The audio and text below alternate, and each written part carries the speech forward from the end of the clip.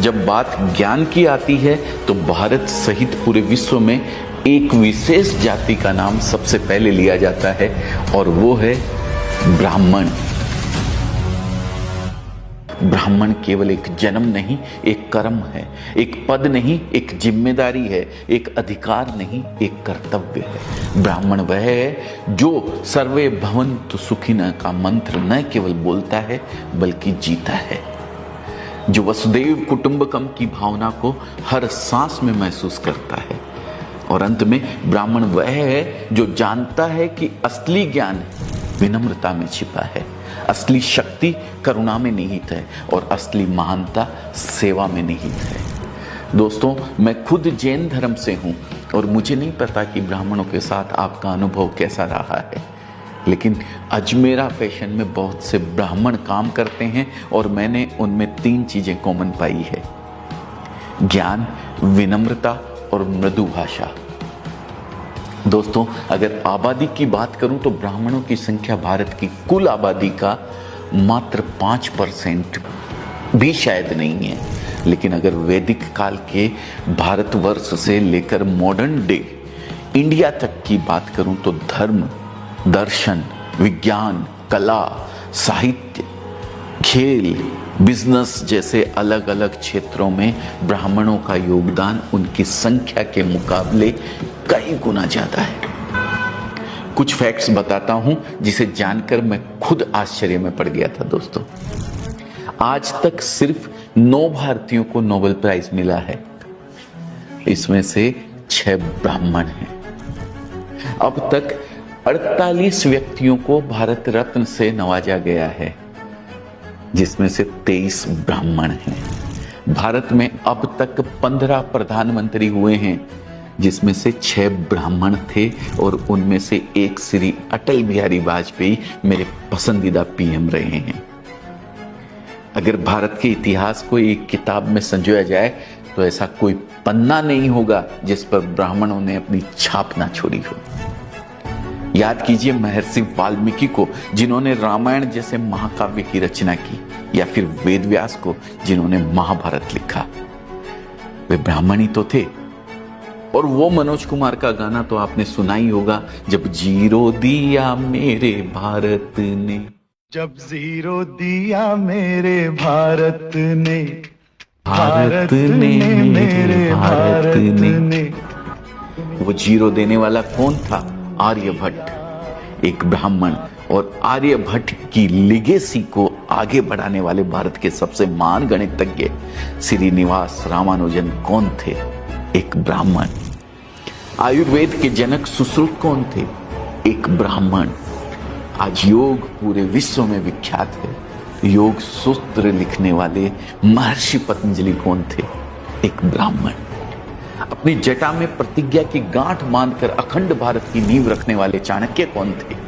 एक ब्राह्मण, जिनके बताए अर्थशास्त्र और चाणक्य नीति का आज भी कोई जवाब नहीं है। हमें यह नहीं भूलना चाहिए कि जब मुगलों ने हमारे ग्रंथों को जलाने की ठानी, हमारे मंदिरों को मिट्टी में मिलाने का प्रयास किया, तब ब्राह्मणों ने विद्या और धर्म की लौ को बुझने नहीं दिया।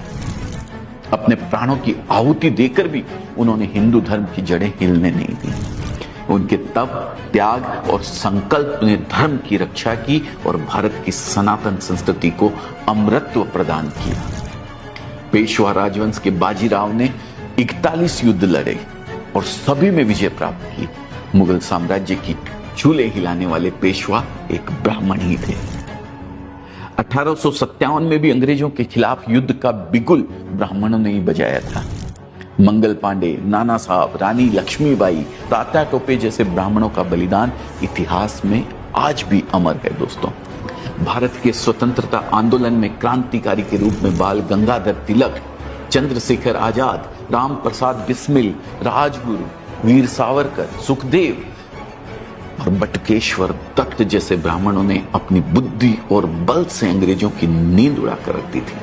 यहां तक कि महात्मा गांधी के गुरु गोपाल कृष्ण गोखले भी एक ब्राह्मण थे। दोस्तों, वास्तव में आज हम जिस महान भारतवर्ष पर गर्व करते हैं, उसे गौरवान्वित करने में बहुत बड़ा योगदान ब्राह्मणों का है। आज कुछ राजनीतिक कारणों से और कुछ ब्राह्मणों द्वारा किए गए भेदभाव के कारण बहुत से लोग पूरी ब्राह्मण जाति को ही कटघरे में खड़ा करने लगते हैं। लेकिन शायद उन्हें यह नहीं भूलना चाहिए कि बचपन से वे जिन पंचतंत्र की कहानियों को सुनकर बड़े हुए हैं, उनसे नैतिक शिक्षा ग्रहण की है, उसे लिखने वाले विष्णु शर्मा एक ब्राह्मण थे। उन्हें यह नहीं भूलना चाहिए कि जिस तेनालीराम और बीरबल की चतुराई ने सैकड़ों बार उनके चेहरे पर मुस्कान बिखेरी है, वो दोनों बुद्धिमान व्यक्ति ब्राह्मण ही थे। और अगर हम समय में आगे बढ़कर आज की बात करें तो भारत में दो चीजें सबसे अधिक पॉपुलर है, क्रिकेट और फिल्म। यहां भी ब्राह्मणों का योगदान आपको हैरत में डाल देगा। क्रिकेट का भगवान कहे जाने वाले सचिन तेंदुलकर एक ब्राह्मण हैं। फेब 4 के नाम से मशहूर सचिन, राहुल, सौरभ और लक्ष्मण, ये चारों ही ब्राह्मण हैं। भारत के महान गेंदबाज अनिल कुंबले, आर अश्विन, श्रीनाथ ब्राह्मण हैं। मौजूदा कप्तान रोहित शर्मा, हार्दिक पांड्या, ऋषभ पंत ब्राह्मण हैं। क्रिकेट से हट के अगर शतरंज की बात करें तो इसे भारत में प्रसिद्ध करने वाले विश्वनाथन आनंद एक ब्राह्मण है।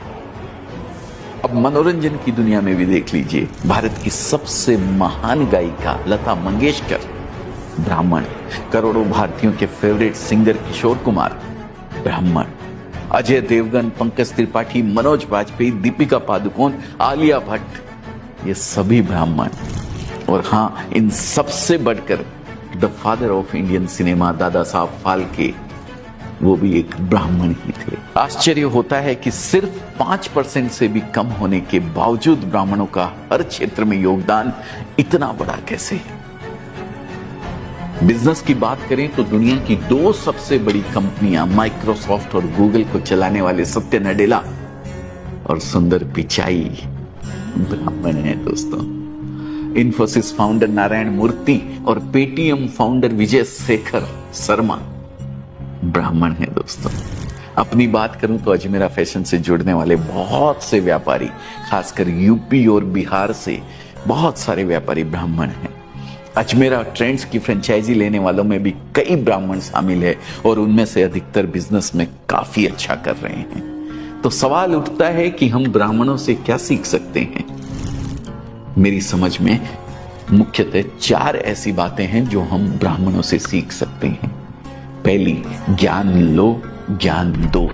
ब्राह्मण आज इसलिए आगे हैं क्योंकि उन्होंने शुरू से ही ज्ञान की शक्ति को समझा है। आज भी ब्राह्मण परिवारों में पढ़ाई लिखाई पर बहुत अधिक जोर दिया जाता है। और दोस्तों, ज्ञान के बारे में एक बात प्रसिद्ध है, यह बांटने से बढ़ता है। ब्राह्मणों ने ज्ञान अर्जित करके सिर्फ अपने पास नहीं रखा, उसे दूसरों को सिखाया। हमें भी पहले खुद अपनी स्किल्स डेवलप करनी चाहिए और फिर उसे आगे बढ़ाना चाहिए। दूसरी है निष्ठा और ईमानदारी। इतिहास उठाकर देखा जाए तो ब्राह्मण किंग कम किंग मेकर अधिक रहे हैं। गुरु वशिष्ठ हो, गुरु द्रोणाचार्य या चाणक्य, इनके पास कई अवसर थे जब वे सत्ता की बागडोर अपने हाथों में ले सकते थे, लेकिन ये हमेशा धर्म के मार्ग पर चले और राजा और राज्य के प्रति निष्ठा और ईमानदारी दिखाई। तीसरी, देशभक्ति। ब्राह्मणों ने शुरू से ही राष्ट्र और धर्म की रक्षा के लिए अपने प्राणों की बाजी लगाई है, चाहे वह मुगलों का आक्रमण हो या अंग्रेजों का अत्याचार। ब्राह्मणों ने हमेशा अपनी बुद्धि, साहस और बलिदान से देश और धर्म की रक्षा की है। बाजीराव पेशवा से लेकर कैप्टन मनोज पांडे तक ब्राह्मणों ने देश के प्रति सर्वोच्च आहुति दी है। और अंत में एक बात और जो हम ब्राह्मणों से सीख सकते हैं, और वो है परंपरा और संस्कृति का सम्मान।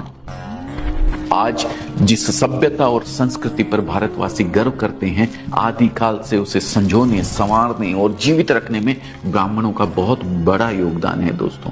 हमें भी अपनी संस्कृति और परंपराओं का सम्मान करना चाहिए और उन्हें जीवित रखने का प्रयास करना चाहिए। दोस्तों, अंत में मैं इतना ही कहना चाहूंगा कि ब्राह्मण एक जाति नहीं बल्कि एक विचारधारा है। वह विचारधारा जो ज्ञान, सेवा और समर्पण की मिसाल है। एक ऐसा समुदाय जिसने न केवल भारत को दिशा दी बल्कि विश्व को भी ज्ञान के प्रकाश से अलौकिक किया है। जिनके तप से जगमगाता रहा यह धरा का आंगन, जिनकी वाणी से गूंजा धर्म का यह वंदन, वह ब्राह्मण थे, हैं और रहेंगे, जिनकी साधना से रोशन रहेगा यह जीवन। दोस्तों, ब्राह्मणों को लेकर आप क्या सोचते हैं? कमेंट में एक बार जरूर लिख के मुझे बताइएगा। साथ ही अगर ये केस स्टडी या जो भी आप समझते हैं इसको पसंद आई हो तो इसे लाइक करना मत भूलिएगा और शेयर कीजिएगा उन लोगों तक जिन्होंने शायद आज तक ब्राह्मण को पहचाना ही नहीं। बहुत बहुत धन्यवाद अपना कीमती समय देने के लिए। मैं दिल से आपका हृदय की गहराइयों से धन्यवाद करता हूं। जय हिंद, जय भारत, जय भगवान परशुराम।